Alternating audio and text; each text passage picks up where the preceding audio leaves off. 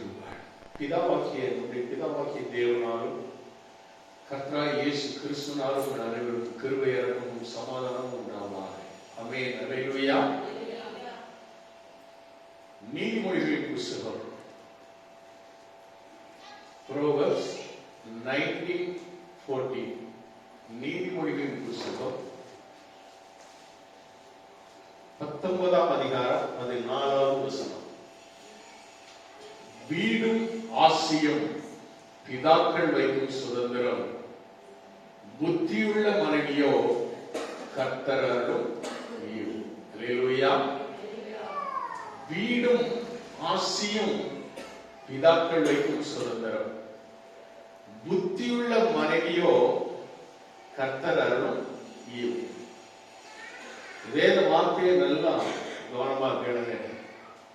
ஒவ்வொரு குடும்பத்திற்கும் கிடைக்கக்கூடிய ஒரு ஆலோசனை, ஒவ்வொரு குடும்பத்திலும் நடக்கிறதான சில சம்பவங்கள், ஒவ்வொரு குடும்பத்திலும் ஏற்படுகிறதான சில பிரச்சனைகள், எல்லாவற்றிற்கும் இந்த வேளையில் கர்த்தர் நம்மோடு கூட இருந்து பேசுவாராக. ஆமென். அல்லேலூயா. வீடும் ஆசியும் பிதாக்கள் வைக்கும் சுதந்திரம். என்ன அர்த்தம்?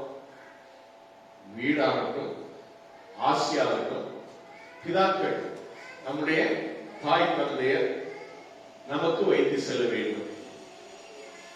புத்தி உள்ள மனைவி யார்தான் தரணும்? கர்த்தர் அருளும் ஈவு. அல்லேலூயா.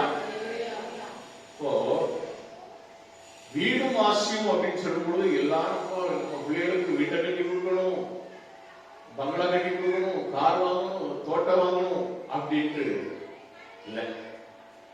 நல்ல படிப்பு கொடுங்க. அதுதான் நீங்கள் அவர்களுக்கு கொடுக்கக்கூடிய ஆசி.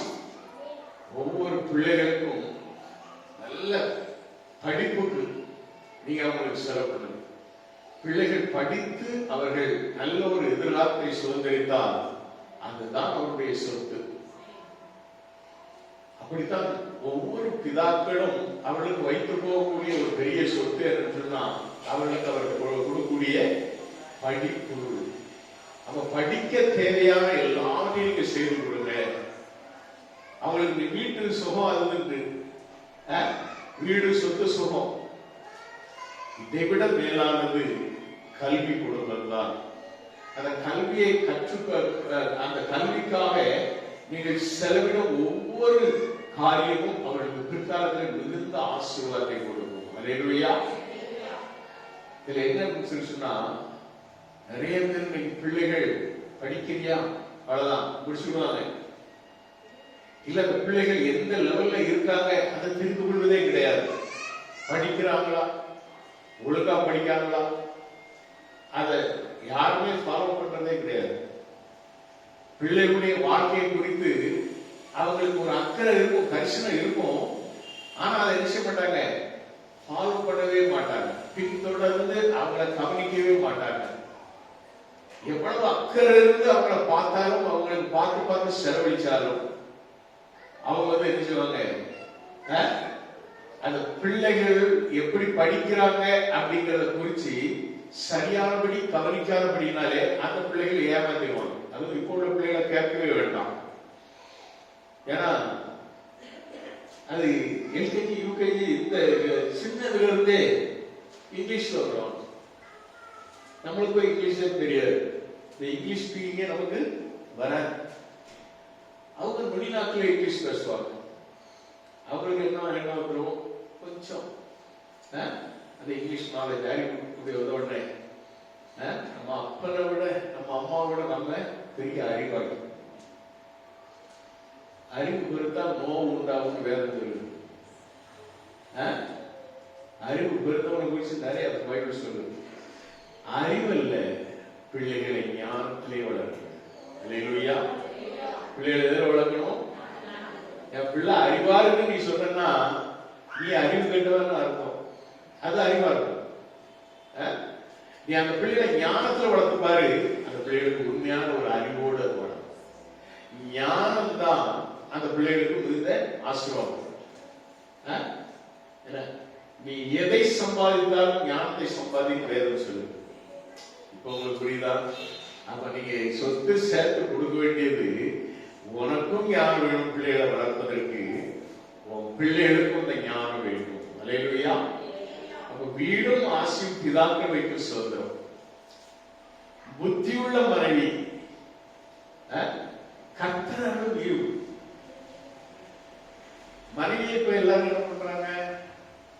ஒரு மனைவி வேணும், கல்யாணம் பண்ணணும், என் பிள்ளைக்கு கல்யாணம் பண்ணணும், ஒரு பொண்ணு பார்க்கணும், அந்த பொண்ணு எப்படிப்பட்டவளா இருக்கணும் அப்படின்னு சொன்னா என்ன சொல்லுவாங்க? நல்லா அழகா இருக்கணும், நல்லா அழகா இருக்கணும். இவனுடைய எண்ணமெல்லாம் அவனுடைய அழகு ஐஸ்வர்யத்தில் தான் இருக்கிறத தவிர குணசாலியான பொண்ணா இருக்கிறாளா இதான் நம்ம பார்க்கிறதே கிடையாது. நீதிமொழிகள் 18:22 நம்ம வாசிக்கும் பொழுது, மனைவியை கண்டடைகிறவன் நன்மையானதை கண்டடைகிறான், கர்த்தரால் தயையும் பெற்றுக்கொள்கிறான்.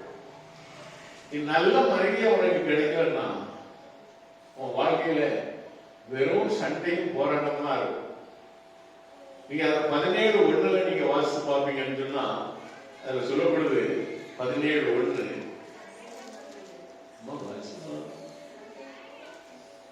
சண்டையோடு கூடிய வீடு நிறைந்த கொடுமையான பதார்த்தங்களை பார்க்கிறோம், அமெரிக்கையோடு சாப்பிடும் வெறும் துணிக்கையே நலம் என்று சொல்லப்படுது. அல்லேலூயா. பார்த்தாலும் வீட்டுல சண்டை. சண்டை ஏன் வருது அப்படின்னா, ஒண்ணு புருஷன் அவனும் அங்கிருந்து வீட்டுல அங்கிருந்து வேலையிலிருந்து வரப்பவே அப்படியே அதே டென்ஷன், அங்க அந்த 1000 டென்ஷன் இருக்கும், அதே டென்ஷன்ல வீட்டுக்கு வருவான். வீட்டுக்கு வந்த உடனே அப்படின்னு நினைஞ்சுவான், 2 செல்ஃபையும் உதறிட்டு அப்படி வீட்டுக்குள்ள அப்படியே நுழைவான். அவன் பாவம் காலையில இருந்து சாயந்தரம் வேற அந்த ஸ்கூலுக்கு போயிட்டு வந்த பிள்ளைகளுக்கெல்லாம் அது என்னத்தை அவனுக்கு கொடுத்துக்கிட்டு அப்படியே விட்டு வாரத்தை பார்க்க அப்படியே வாய்மொழி மௌனியா இருந்தான். இவன் அப்படியே 7:30 கட்ட 8:30 கட்டையில் அப்படி என்ன வந்திருக்க டீ கிடையாதுதான் ஆரம்பிச்சோன்னா சண்டை ஆரம்பம். அப்படியே வேதம் என்ன சொல்கிறது அப்படின்னு சொன்னா, சண்டை வரும்போது எப்படி இருக்குமா? மதகை திறந்து விடுகிறது போல இருக்குமா? எப்படி இருக்கும்?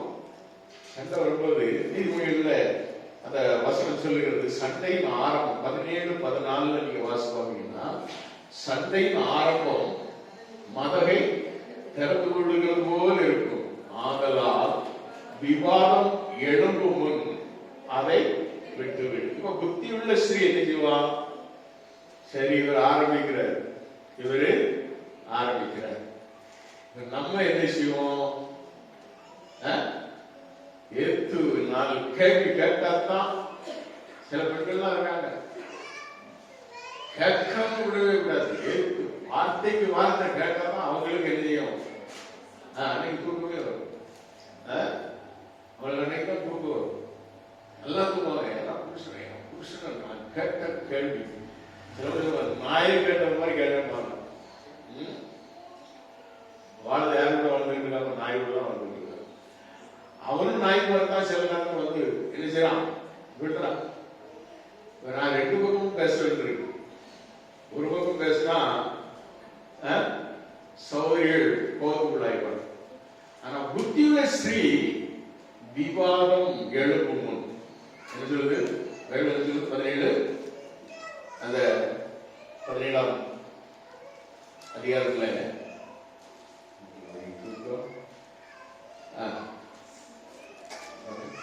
சண்டையின் ஆர்வம் மதனை திறந்து விடுவது போல் இருக்கும், ஆதலால் விவாதம் எழும்பும் முன் அதை விட்டுறணும். அங்க என்ன டென்ஷன்ல இருந்து வராரோ கொஞ்ச நேரம் வாய முடிங்க அப்படின்னா அவன் அப்படியே அது பேர் உட்காந்துருவான். அதுக்குள்ள அந்த ஸ்பீடு எல்லாம் தனிக்கும். அது பிறகு ஒரு டீ கப்பு கொடுத்தா அதை வாங்கி குடிச்சுட்டு அதுக்கப்புறம் அவன் பேசுறது அது கூட பேசுவான். நீ அவர் இன்னைக்கு இப்படி வரட்டும், இன்னைக்கு மட்டும் இப்படி வரட்டும், நான் என்ன பண்றேன் பாரு அப்படின்னு நீ நினைச்சா நீ ரெடியா இருக்கு சண்டை போடுறதுக்கு. ஆனா அங்கிருந்து கூறா வரும். நீ எப்படி இருக்க,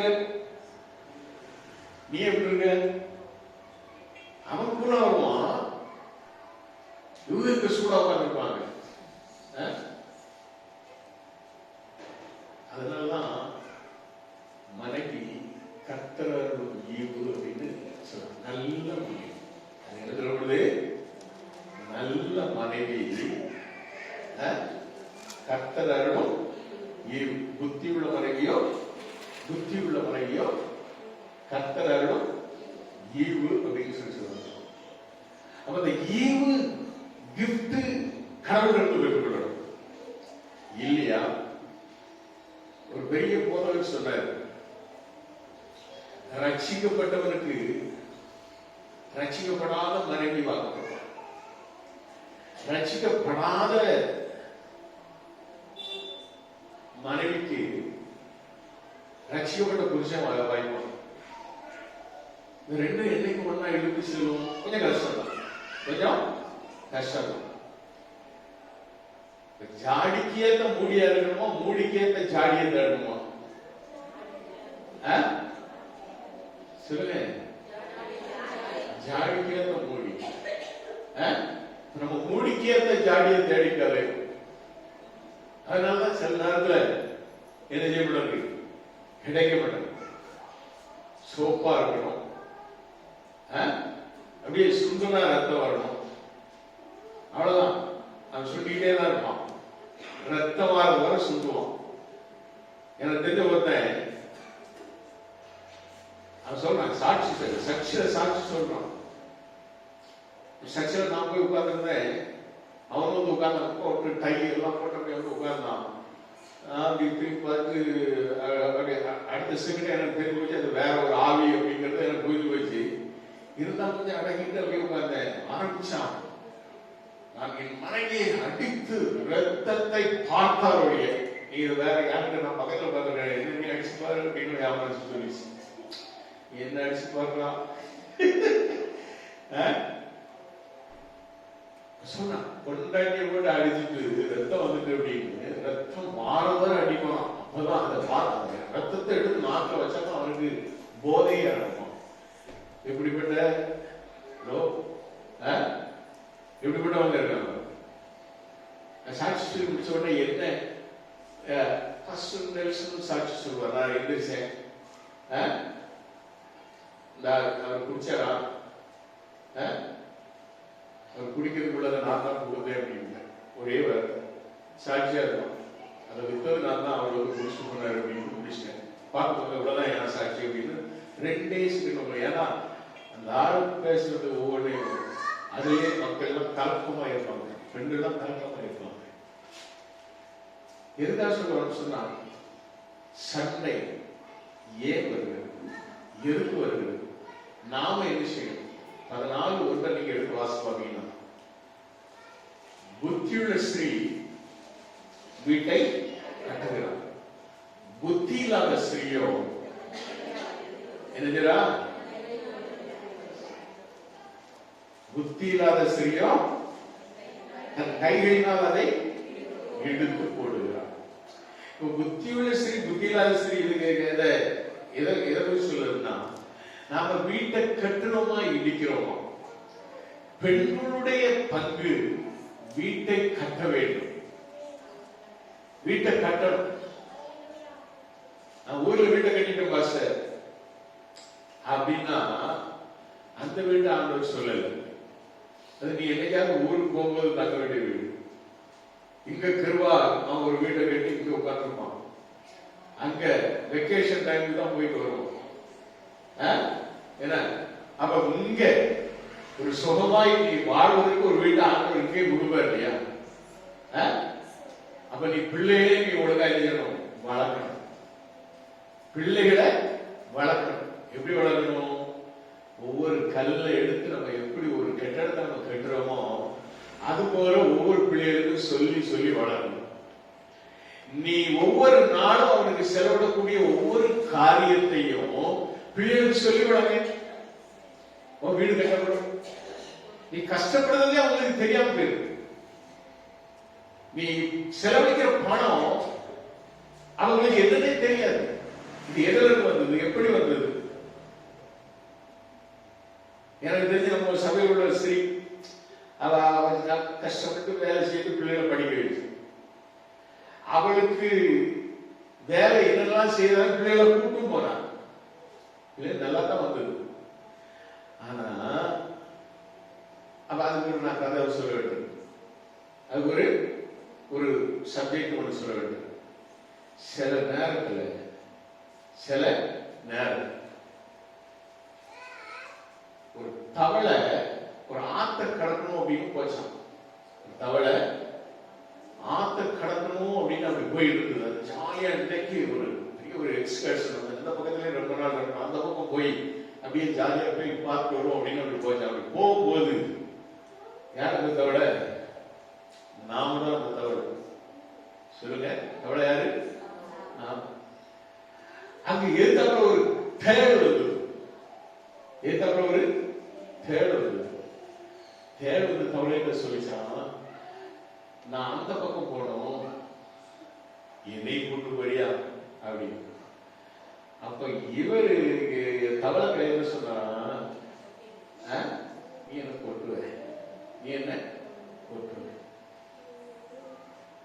இல்லைன்னா போறோம், நீ கொட்டுவ, நீ கொட்டுனா நீ சொத்து நானும் சாப்பிடுவேன் அப்படின்னு சொல்லிட்டு அதை சொல்லு.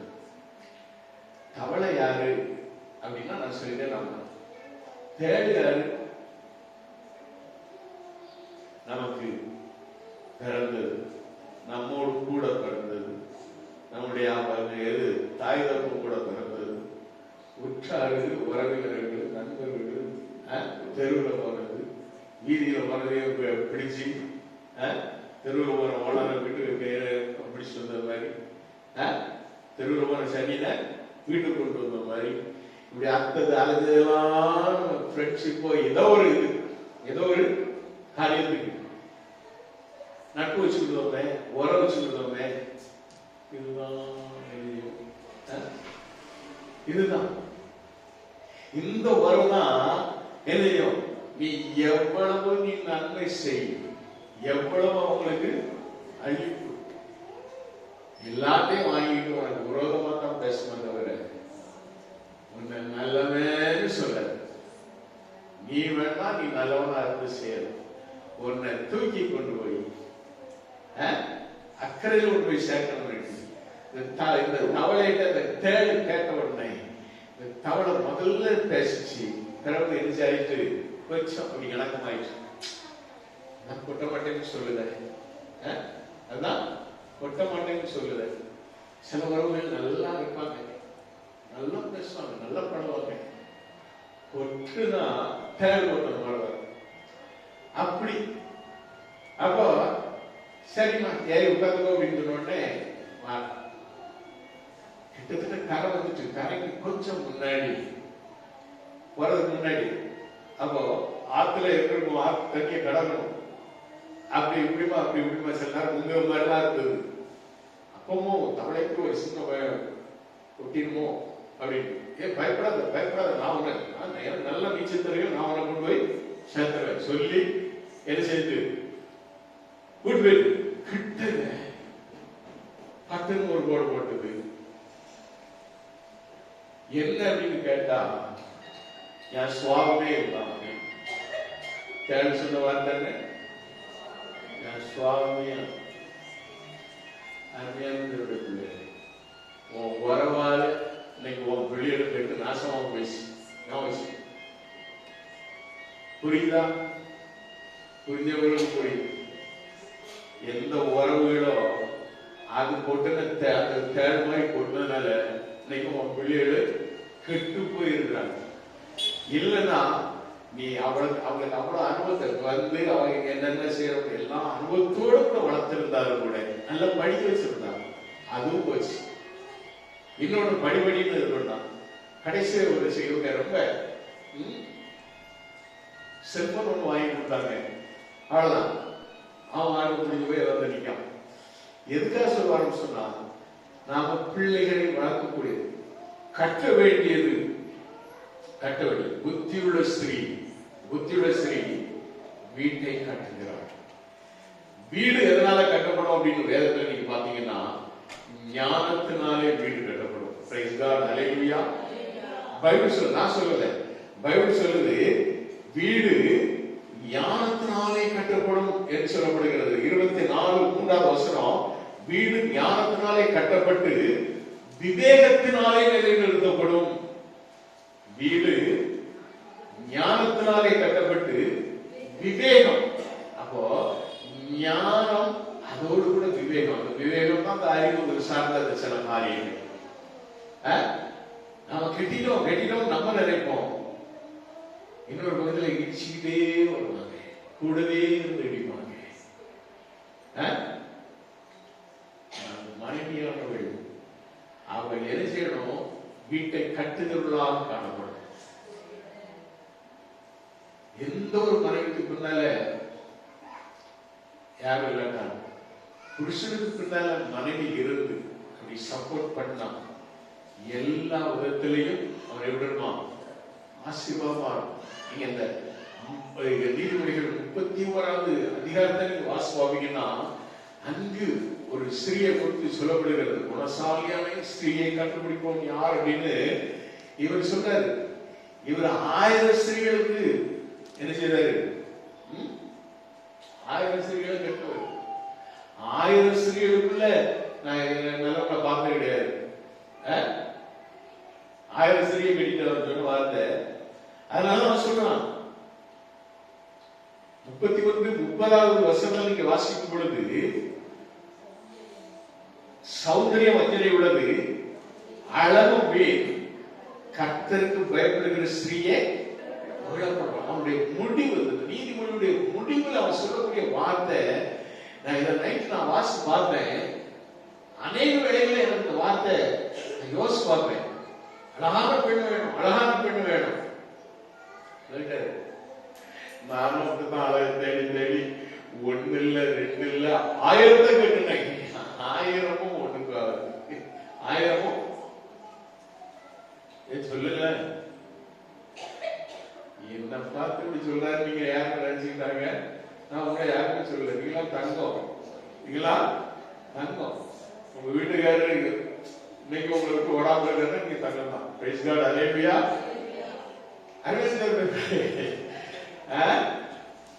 குடும்பத்தை கட்டுகிற அப்படித்தான் நீங்க பார்க்கணும். தவிர அழகு பார்த்து, சௌந்தரியத்தை பார்த்து, ஐஸ்வர்யத்தை பார்த்து இதெல்லாம் ஒண்ணுமே உதவாது.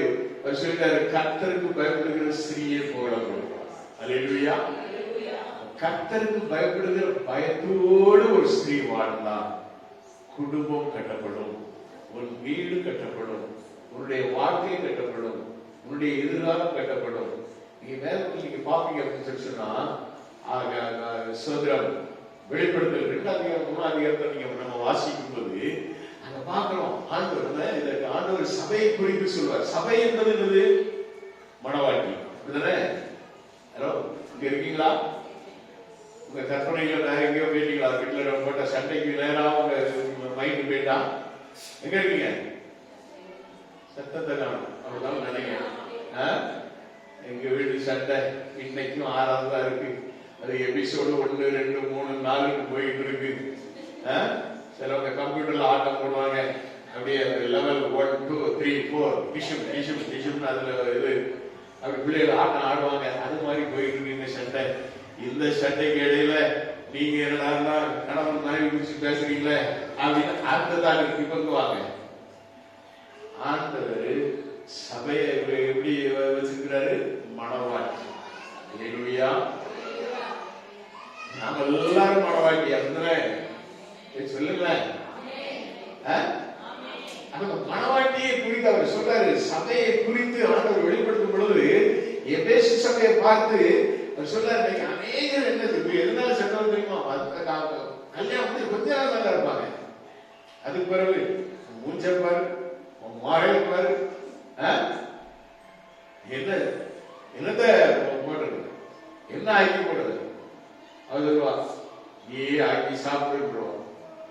அடுத்த வாரத்தை நீ நான் சமைக்க வேண்டிய சில நேரம் உள்ள போவான், போயிட்டு என்ன பண்ணுவான், அங்க அந்த கடுகு எங்க இருக்கு, அவன் கடுப்பாயிடுவான். உனக்குதான் இது ஒண்ணுமே தெரியாத விளைவா, நானே பண்ணி போடுறேன், நானே உனக்கு பண்ணி தொலைங்கன்றவன். இப்படிதான் இந்த இதுகள் வரும்.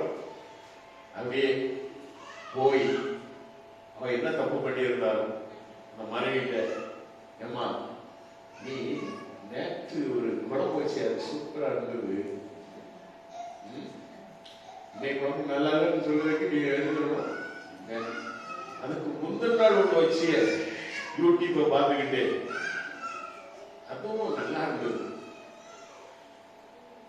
ஆண்டவர் சபையை குறித்து சொல்றாரு, எபேசு சபையை பார்த்து சொல்றாரு, 2வது வருஷத்துல உங்களுக்கு புரியும்படியா நான் சொல்றேன்.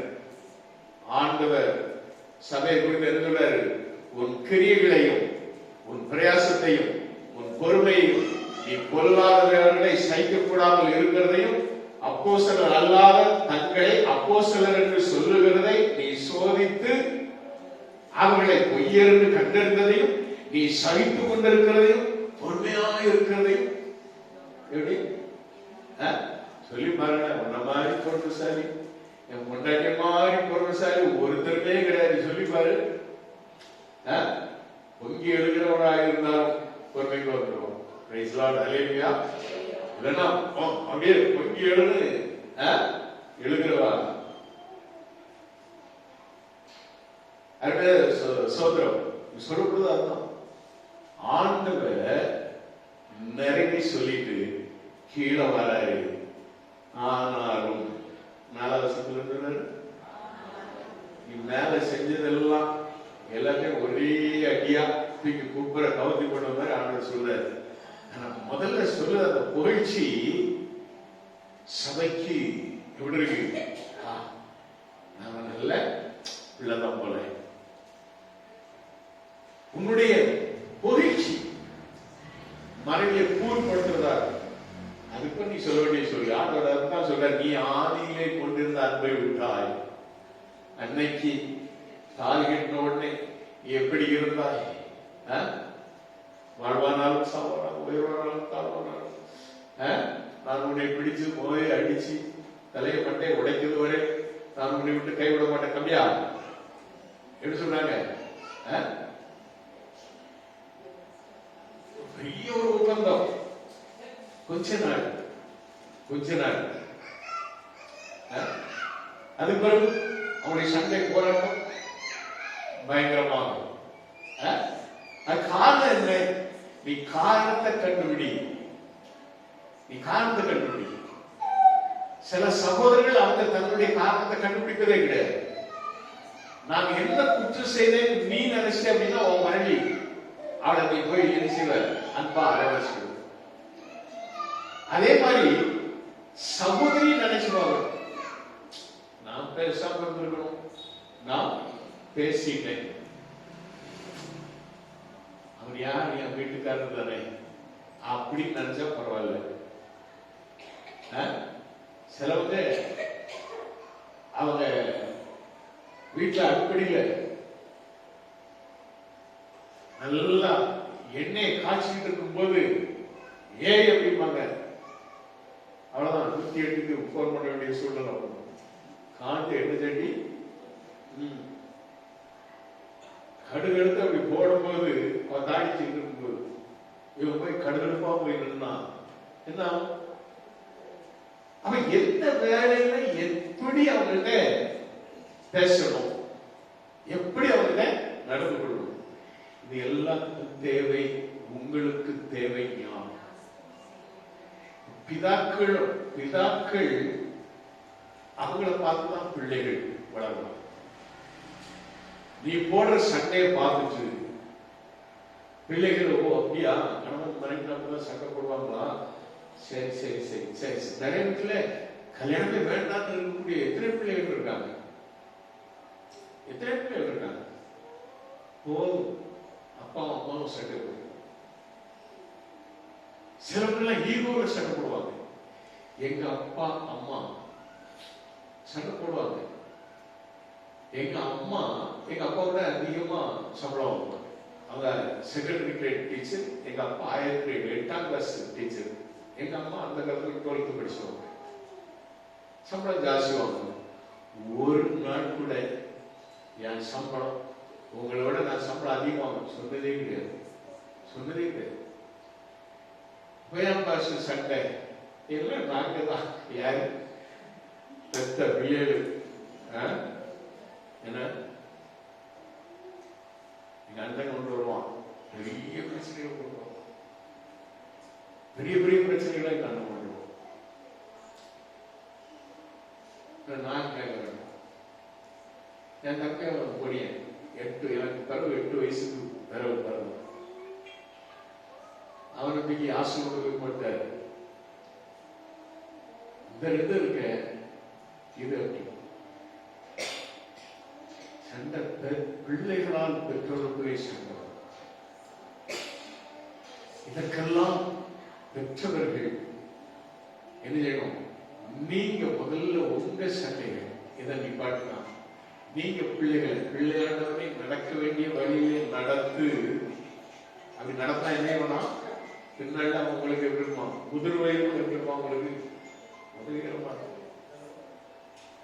உங்கள் மனக்கவலையை தீர்க்கிறவனா இருப்பான். நீ பிள்ளைய வளர்க்க வேண்டிய நாட்கள்ல நீங்க பெற்றோர்களுக்குள்ள நீங்க சண்டை போட்டு அடிப்படி போட்டு எப்ப பார்த்தாலும் சண்டை, அந்த பிள்ளை பார்த்துக்கிட்டே இருப்பான். அடங்க மாட்டான். ஏன்னா உங்க வார்த்தைகளே சில வார்த்தைகள்லாம் வித்தியாசமா வந்துடும். அதனால பிள்ளைகள் அதை கேட்டுட்டு அவங்க சரி அப்படின்னு ஏதாவது வார்த்தை கேட்டாங்கன்னா அவங்களால எழுத முடியாது, ஒண்ணும் பண்ண முடியாது. அதனால இப்போ 16:1 சொல்லுறது போல புத்தி உள்ள ஸ்ரீ வீட்டை கட்டுகிறார். நம்முடைய ஆண்டவர் மணவாட்டி சபையை பார்த்து என்ன சொல்றாரு? முதல்ல மனைவிய அப்படியே கூறு கொண்டு வர மாதிரி ஆண்டவர் சொல்றாரு, உன் கிரியைகளையும் உன் பிரயாசத்தையும் உன் பொறுமையையும் நீ பொல்லாதவர்களை சேர்க்கக்கூடாது. ஆக்டிவிட்டிஸ் எல்லாத்தையும் ஆண்டவர் சொல்லிட்டு நீ ஆதியிலே கொண்டிருந்த அன்பை விட்டார் அப்படின்னு சொல்லிட்டு எனக்கு ஒரு மேல ஒரு குறை ஒன்றுன்னு சொல்றாரு. பேர்கள் எனக்கு ஒரு குறை, உன் குறையை நீ சொல்லும் போது அப்படியே மேல ஒரு தூக்கிட்டு அப்படிலாம் இவங்க சொல்ல மாட்டாங்க. எடுத்த உடனேயே இவங்க ஒரு பாப் போடுவாங்க. அவங்க அதை அப்படியே கேட்ச் பிடிச்சு எதிராக பலவை எடுத்துருவாங்க, தூக்கி போட்டுருவாங்க. எப்படி வந்து முடியும்? இவங்களுக்குள்ள வரல அவங்களுக்கு பெற்றவங்க, அவங்க அப்பா அவங்க அம்மா அப்படிலாம் பேரு. இப்படி குடும்ப சண்டைகள் மிகவும் மோசமாக போகும். அதுக்கு முன்னாடி அதுதான் ஆண்டவர் செய்யற. ஆண்டவருடைய பாணியில உங்க குடும்பம் நடக்க வேண்டும். ஆண்டவர் மனவாட்டியாக சபையை குறித்து எப்படிலாம் சொல்றாரு? ஒவ்வொரு சபையை குறித்து சொல்லும் பொழுது ஆண்டவர் அப்படியே தூக்கலா சொல்றாரு. பாருங்க, சிவந்தா சபையை பார்த்து சொல்றாரு, உன் கிரியிலே உன் உபத்திரத்தை நீ ஐஸ்வர்யம் உள்ளவனாக உனக்கு இருக்கிற தரித்திரத்தையும் அப்படின்னு சொல்லிட்டு சாத்தான்மை கூட்டமாக இருக்கிறவர்கள் செய்யும் தூஷணத்தையும் அறிந்திருக்கிறேன்னு அப்படி சொல்றாரு. ஒவ்வொரு சபைக்கும்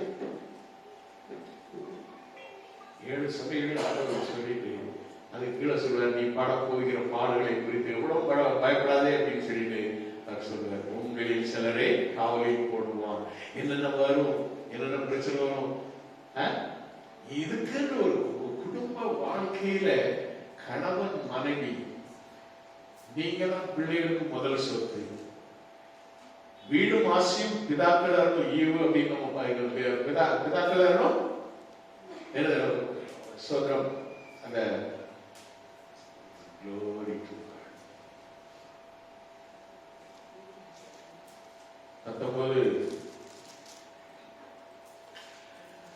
வீடும் ஆசையும் பிதாக்கள் வைக்கும் சுதந்திரம், புத்தியுள்ள மனைவியும் கர்த்தர் அருளும் ஈவு. அப்போ அந்த ஈவு நமக்கு கிடைச்சிருக்கா? இல்ல, பரவாயில்ல. நம்ம பிள்ளைகளுக்காவது அந்த கர்த்தர் அருளும் ஈவு கிடைக்கணும் அப்படின்னு சொல்லிட்டு பிள்ளைகள் பெற்றோர்கள் நீங்க ஞானத்தினாலே உங்கள் குடும்பத்தை கட்டி காத்துக் கொள்ளுங்கள். உங்கள் ஞானத்தினாலே நீங்கள் பிள்ளைகளை வளருங்கள். உங்களுடைய பிள்ளைகளுக்கு கர்த்தரால் வரக்கூடிய அந்த நல்ல ஈவுகளை நாம தான் வேணும். நம்ம பிள்ளைகளாக நல்லா இருக்கணும்னு நினைச்சா நீ ஞானத்தினாலே குடும்பத்தை கட்டு. உன் பிள்ளைகளுக்கு ஞானம் கிடைக்கத்தக்கதா. ரெண்டாவது, அவர்களுக்கு வைக்கக்கூடிய சொத்து கல்வி. அந்த சொத்தை நீ கொடு. வீட்டை கேட்ட இந்த காலத்துல முடியாது, ரொம்ப கஷ்டம், ரொம்ப கஷ்டம். அதனால நாம பிள்ளைகளுக்கு படிப்பு கொடுத்தா அவர்களோடு அவர்களுக்கு நல்ல ஞானத்தை சொல்லிக் கொடுக்கணும். ஞானம் எங்கிருந்து வரும்? வாசம் 31:30 வாசம். கர்த்தருக்கு பயப்படுகிற ஸ்திரியை புகழப்படுவாய். கர்த்தருக்கு பயப்படுதலே ஞானத்தின் ஆரம்பம். ஞானம் கர்த்தருக்கு பயப்படுதலாம் வரும். நீ கர்த்தருக்கு பயந்து நடக்கும்படியாக உன் பிள்ளைகளை நடக்கும். சர்ச்சைக்கு போ, வேதத்தை கேள். நிறைய பேர் பிள்ளைகள் அங்கே யாருமே போக மாட்டாங்க. நீ என்ன போயிட்டு இருக்க? பயசுடியா போத, ஆசைக்குரியரா போத. நம்ம அப்படி இல்லையா? படிச்ச முதல்ல அங்க போ. அங்கதான் என்னது உனக்கு ஜபம் கிடைக்கும், உனக்கு வேத அறிவு கிடைக்கும், அதுல இருந்து உனக்கு ஞானம் கிடைக்கும். என்னைக்காவது உன் பிள்ளைக்கு அப்படி சொல்லி நீ தேவ சமூகத்தை கொண்டு வந்து நிற்பாட்டு உன் பிள்ளைகள் கர்த்தரால் போதிக்கப்பட்டிருப்பார்கள். நம்ம கர்த்தரால் போதிக்கப்பட்டவர்கள் கர்த்தராலே ஆசீர்வதிக்கப்பட்ட பிள்ளைகளாக மாறுவார்கள். நீ உன் குடும்பத்தை காத்து, கணவி மனைவி உங்களுக்குள்ள வரக்கூடிய சண்டைகளோ போராட்டங்களோ உங்களுடைய வாழ்க்கையை உங்களுடைய குடும்பத்தை கெடுத்து விடாதபடி ஞானத்தினாலே உன் குடும்பம் கட்டப்படட்டும். விவேகத்தினாலே அது நிலைநிறுத்தப்படட்டும். கர்த்தர் உங்களே ஒரு குடும்பத்தை ஆசீர்வதிப்பாராக. கர்த்தருக்கே கொண்டார். கண்களை நாம் சிந்திப்போம்.